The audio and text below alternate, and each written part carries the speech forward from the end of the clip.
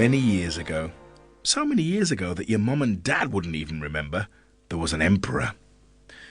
Being an emperor is a bit like being a bus driver, except instead of driving a bus, you get to rule over lots of countries. So it's a pretty good job, actually, and you don't have to worry about giving people the right change.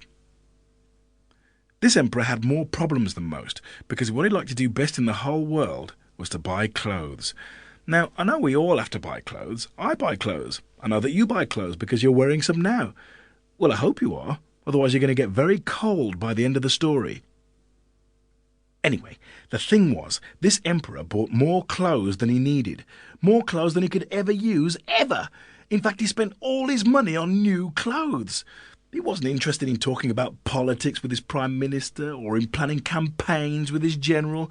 He wasn't even interested in going out to the theatre, unless he got a chance to show off his new pair of baggy silk trousers or a particularly expensive stripy shirt he'd managed to find the week before. I'm not kidding. Whenever he went out shopping, he didn't take a carrier bag with him or even a trolley. He'd take a huge removal truck. In fact, he had so many clothes that he used to get changed into a new suit every hour.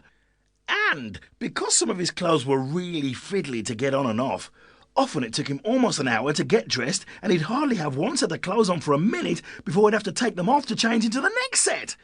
So what happened in the end was he spent so much time thinking about what clothes to wear and how he looked in them that whereas a prime minister would say of a normal emperor, "The emperor is in his council chamber," everyone in this emperor's court would say, "The emperor is in his bedroom. He's trying on a new pink pair of Bermuda shorts." Now, that's not very good if you're ruler of a lot of countries.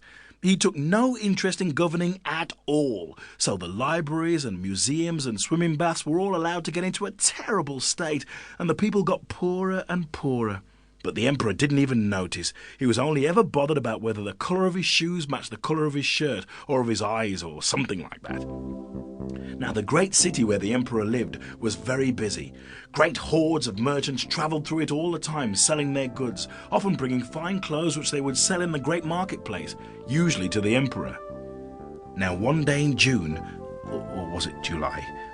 Anyway, two strangers, a man and a woman, appeared in the city.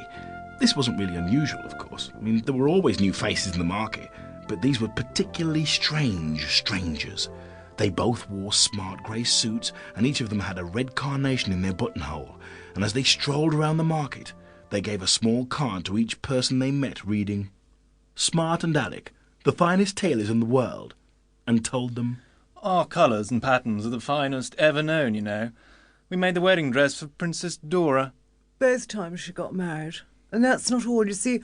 Our clothes are special. Yeah, it's a secret, but our clothes are invisible to anyone who's stupid. Right. Now, as you know, if anyone tells you something is secret, you can bet that within a few hours absolutely everyone knows about it, even the milkman.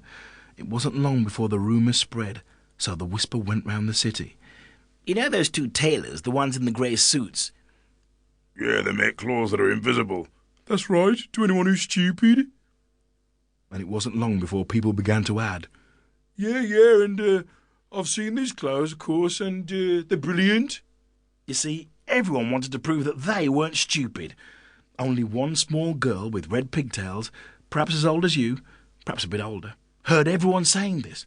She raised her eyebrow and looked suspicious, but she said nothing. Well, as you can imagine, it wasn't long before the emperor heard all about these two tailors and their miraculous clothes. "Whizzo and your rooks! These clothes sound absolutely spiffing. I simply must get a suit made for myself. I'll be the only one of my friends to have one, and they'll all go green with envy, and I'll be able to tell straight away which of my subjects is stupid. Think how useful that would be." As you can tell, the emperor was a bit of a twit. So he called for his prime minister and told him to fetch the two strange tailors. "Now listen here, Minnie," which was the name he always called his prime minister, even though the old councillor hated it. "I don't care how much it costs. I must have a suit of these special clothes. Off you jolly well trot, and don't come back without them." He was a very bossy emperor. Well, the prime minister found the tailors and persuaded them to follow her to the palace. She helped them to set up their looms and their spinning wheels in a huge room at the end of the east wing. Yeah, okay. We'll need some